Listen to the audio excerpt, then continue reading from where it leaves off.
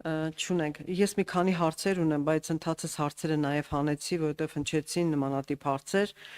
իսկ նրանք, որոնք գտնում եմ, որ կարող ենք աշխատանքային կարգով քննարկել, մենք նախարարության հետ առաջիկայում հանդիպում եք ունենալու աշխատանքային, ես հնարավոր է, որ հարցերի ամբողջ խումբը տեղափոխեմ մեր քննարկումներին, որովհետև ֆորմատն այդպեսին է ենթադրում, բայց մի քանի 1-2 դիտարկում անեմ, եթե արձագանք ունենաք, պարոն նախարար, արձագանքեք, որովհետև սրանք քաղաքացիների ստացված դիմումների հիման վրա բարձրացվող հարցեր են։ Մեկը վերաբերում է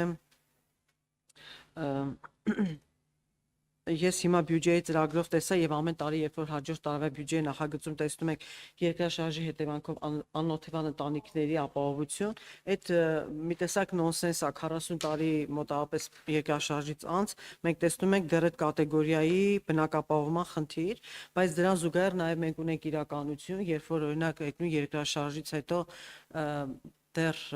խորհրդային միության ոչ ամբողջական փլուզման ընթացքում եղել են շինարարական կազմակերպություններ, ասենք Ագրոպրոմը Սպիտակում կառուցել են բնակարաններ, բայց խնդիրը եղել այդ բնակարանները վերջնական ակտի հասցնելու կամ բնակարանների թեկուզ կիսաանավարտ բնակարանների նկատմամբ սեփականության իրավունքի գրանցման։ Գուցե եթե այս գործընթացները լինեին, որովհետև մենք այդպես ամբողջական թաղամասեր ունենք անգամ այդ երկրաշարժի գոտում, որոնց նկատմամբ բնակիչների սեփականության իրավունքը գրանցված չէ։ Եվ այսօր մենք այս թիվը որպես անօթևան չունենայինք։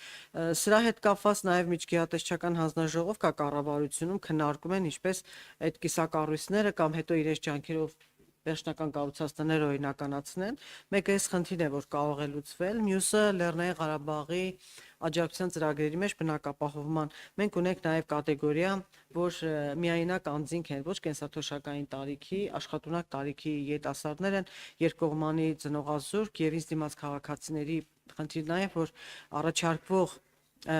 միայնակ ըստ էության լինելով ոչ սոցիալական բնակարանի շահառու են, ըստ մեր չափորոշիչների, ոչ այդ գումարի սահմաններում կարող են այդ բնակապահովման ծրագրից օգտվել, գուցե մենք դիզայն իրականացնենք եւ որոշակի կատեգորիա առանձնացնենք, միածնող ընտանիք կամ միայնակ անձ, որը ասենք մանկատան սան է եւ նրա բնականային ապահովումը, որովհետեւ շարունակաբար բարեկամի ընտանիքում ապրելը դեռ չի նշանակում, որ բնականային ապահովությունը իրականացրեցինք։ Այս երկու խնդրին եթե արձագանք ունեք, համեցեք, մնացածը մենք կքննարկենք մեր հանդիպման ընթացքում։ Շնորհակալ եմ։ Տիկին Տիգրանյան, երկրորդ մասով դեմ չեմ,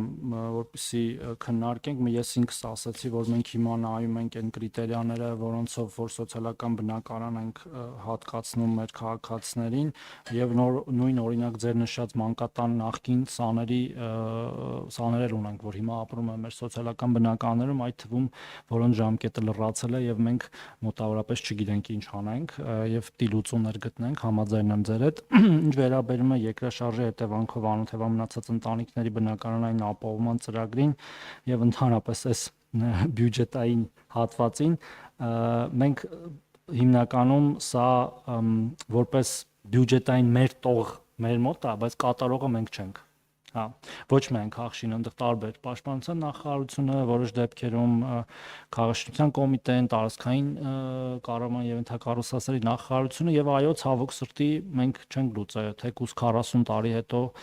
երկրաշարժի հետևանքների հարցը տարբեր պատճառներով, պետության մեղավորությամբ, տարբեր տարիների, դուք ասացիք նաեւ ընդ անբարեխիղճ շինարարներ, մասամբ նաեւ մեր քաղաքացիների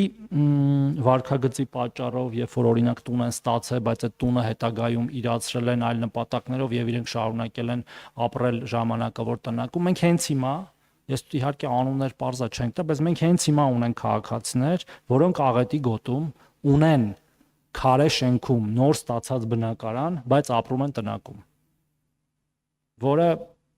միգուցե անընդունելի է, բայց դա իրենց ընտրությունն է եղել եւ այս մասով է պետքա որոշումներ կա։ Իհարկե խոսքը չի գնում մեր մյուս քաղաքացիների մասին, որոնք եւ չեն ստացել կամ